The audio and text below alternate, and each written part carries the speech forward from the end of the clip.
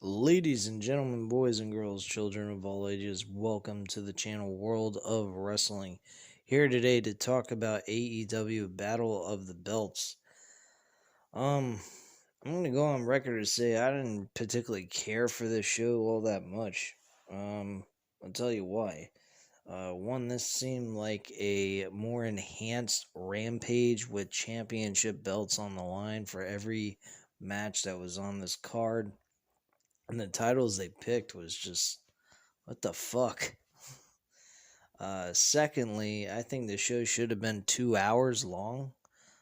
Simply because of the fact this was a Battle of the Belts. The title of the show is Battle of the Belts, so why wouldn't there be all the titles on the line? Technically, I really thought that Bryan Danielson versus Adam Hangman Page should have been on this card, especially if it was going to be a 2 hour show. I thought that's what the case was supposed to be, that they were supposed to have a 2 hour episode of Battle of the Belts on a Saturday night, but all we got was a glorified, enhanced version of Rampage on this show. The titles that they chose to use were really terrible. Um, just my opinion. I don't think the matches were terrible by any means, but they were mid-card titles. The only title that really meant anything on this card was the women's championship match, which wasn't bad. Um, Dustin Rhodes going up against Sammy Guevara for an interim TNT championship, which Sammy Guevara won. Now, the thing is, he's not technically the TNT champion again for the second time in his career, unfortunately. He is a interim champion until they get Cody Rhodes back on the show. I don't know what happened. I think he might have suffered a slight injury or possibly COVID. I'm not sure. I didn't really check the dirt sheets on that information, so I do apologize for my lack of knowledge on that. But something has occurred to Cody to prevent him from defending the title here tonight. I ended up going to a bar, getting a little drunk and tipsy. And I watched this show around 11 o'clock at night. So I didn't really get a chance. I was watching my Cowboys play and was chilling out and enjoying them winning 51-26 against Philadelphia, which really made me happy. But them making the Super Bowl, I don't know if that's going to happen. Probably highly unlikely. I'm going with Green Bay on this one on the NFC side. AFC, I'm going with Kansas City. So there's a possibility that might not come true. So if it doesn't, oh well, who cares? It's just football. Just like what we watch on a weekly basis on this channel, professional wrestling. It is what it is. And, I didn't particularly care for this show all that much, which kind of surprised me. In most cases, AEW, I really enjoy what they have to offer, but this show, not so much. It really did not. It felt like it was an unnecessary show that didn't need to take place. That's just kind of how I feel about it. Maybe others might disagree with me. If that's the case, explain why you didn't feel it was unnecessary, because I kind of feel like it was.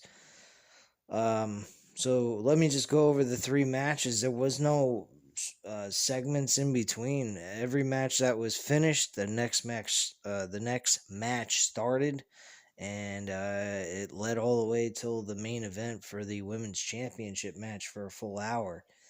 Uh, so Dustin Rhodes and Sammy Guevara, it was a good match. I enjoyed it for what it was, but an interim championship.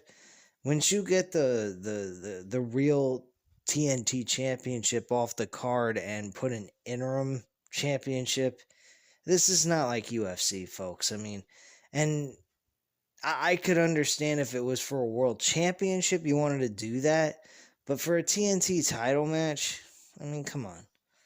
But they did what they did, and I understand that. And the World Tag Team titles and the World Championship was defended on TBS's first episode of Dynamite. So I can't really get all bent out of shape over that, but I just kind of feel like if you don't have all the titles on a show that's called Battle of the Belts, I mean, what's the fucking point, right? So yeah, um, Sammy Guevara wins the interim TNT Championship, which will eventually lead to a unification match to crown the official TNT champion one more time. Uh, I hope and pray that they give the title back to Sammy Guevara, but I doubt that is going to happen, which I think is leading to the Cody Rhodes heel turn, which I hope does occur if they're going to keep the title on him, just to finally get us a breath of fresh air with Cody Rhodes, because this role he's been playing is very stale, very boring, and feels like a Hulk Hogan type run as the Hulkamania type Hulk Hogan. And I want to get the Indies Cody Rhodes that we used to get back in the day in the 2016 role.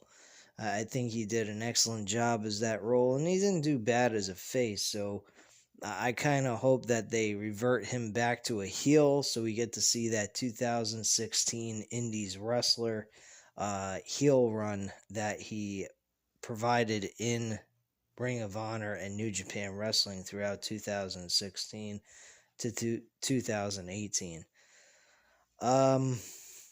Next match on this card was the FTW Championship, which I don't even acknowledge that belt as a fucking world title in AEW. Ricky Starks defended that title against Matt Sydal. Nothing really big happened here. Matt Sydal ended up losing the match, so it is what it is. Obviously, the title is not leaving Ricky Starks to Matt Sydal, for goodness sakes. I don't even know why that title even exists. It is really a worthless fucking belt. This is not ECW. This is not, you know, your small little dinky wrestling bingo hall promotion. It is a meaningless belt that only suits Taz when he was an in-ring performer. He's no longer an in-ring performer, so what is the point of its existence?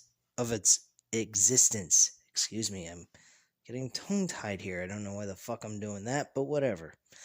And don't say because I'm drunk, because I was drunk about 2 hours ago. Anyway, let's move on to the women's championship match with Riho going up against the women's champion Britt Baker.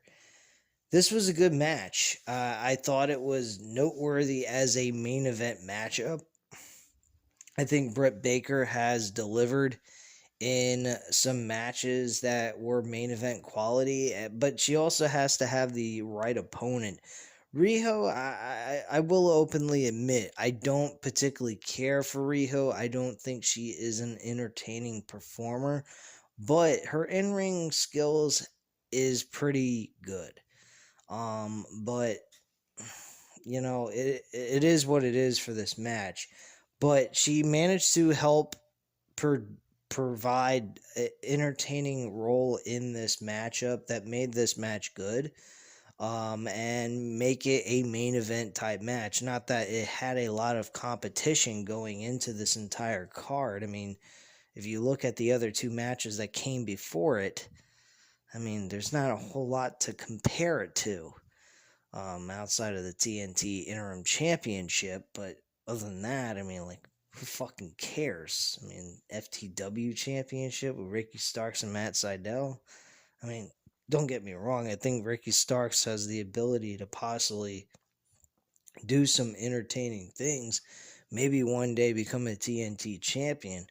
But come on, folks. Let's get real, man. But yeah, this card was really, really not all that great. The women's championship, hands down, the best match. Britt Baker retained her championship in this match, by the way. And that was pretty much it. There was nothing else on this show noteworthy. I know, folks, I did not cover Rampage last night, and I did not cover SmackDown yet either. Those two episodes will be covered here on the channel tomorrow.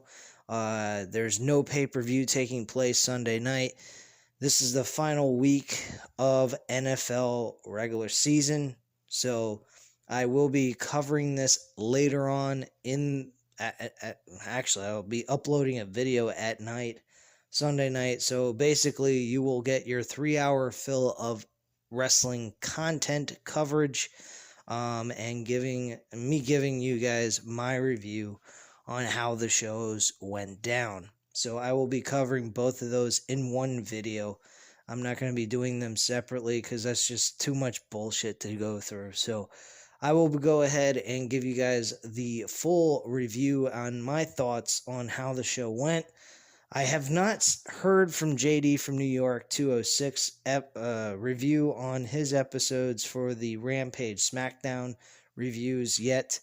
I'm anticipating, from what I heard from my friend Matt, he told me that he was all out crazy on what happened, actually with SmackDown. So I'm really looking forward to that. There's some news buzzing around that Impact Wrestling and WWE are working together in a small contract agreement,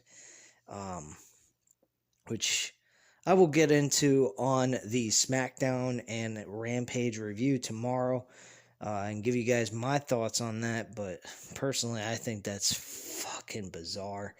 I mean, technically, Impact Wrestling, in my attitude, is just like selling out just so they could get some fucking notoriety and be noticed by the mainstream media.